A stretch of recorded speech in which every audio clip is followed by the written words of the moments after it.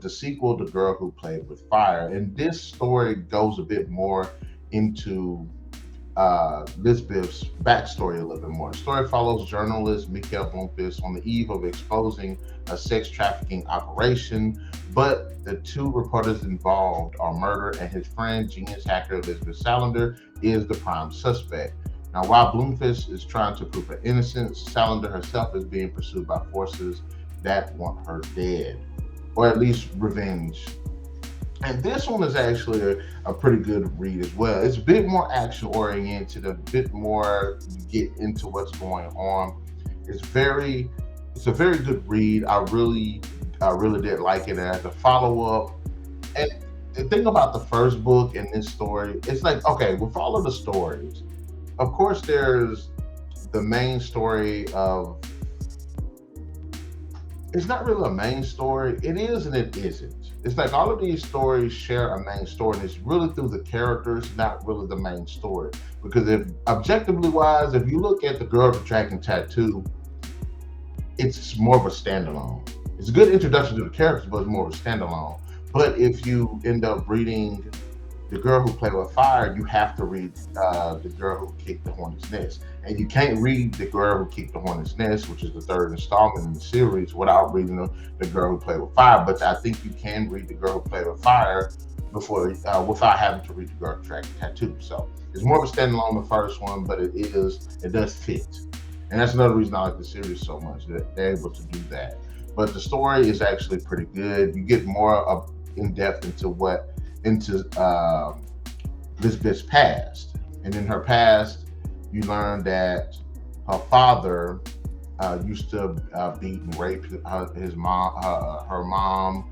What led to her getting institutionalized, as well as more of, because the first book touches about her being institutionalized, but the second one goes a bit more in depth about the process and all of that stuff. Her experience is more in there, and more of how it leaks over to her real life and everything. And this also is where she starts to begin, which you do see it in the first book, but you see her taking more of a stance of her life. You see her standing up a bit more for herself in this book. It's a very good read. It's a really good follow-up. It's really good introduction to more characters. Again, I do really like Erica Berger. I like seeing her relationship again, how her and Mikael are on this mission together, and how she grounds the character. I just really enjoy her character.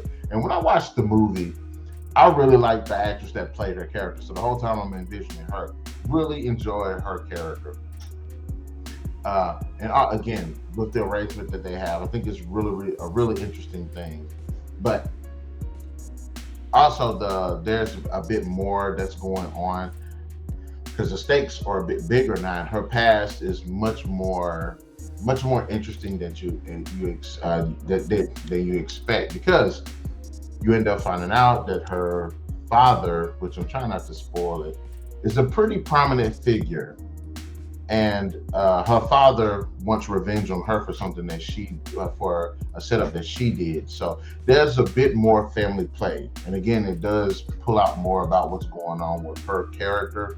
Now, that's not to say that Blomkvist isn't really doing anything either. I really enjoy his character and what he's got going on in here as well, especially with it being a bit more personal for him as well, because these two reporters that were killed were some of his friends. So you see how there's stakes of, okay, I could potentially die as well, because he's throwing his life on the line, as well as his name, his reputation, as well as trying to prove the innocence of his friend. And I really like that. I like how he's balancing all of these things, and how Millennium is on the ropes, against the ropes, and the reputation of that company and everything. I really do enjoy that. So, and then the cliffhanger is just crazy. When it gets to that last act, it's just freaking crazy. There's shooting, there's killing. It's a bit more gruff in this go around, but it's a good follow up to the first book, and it does a great job of expanding more into Lisbeth's life, and I really did appreciate that. Now,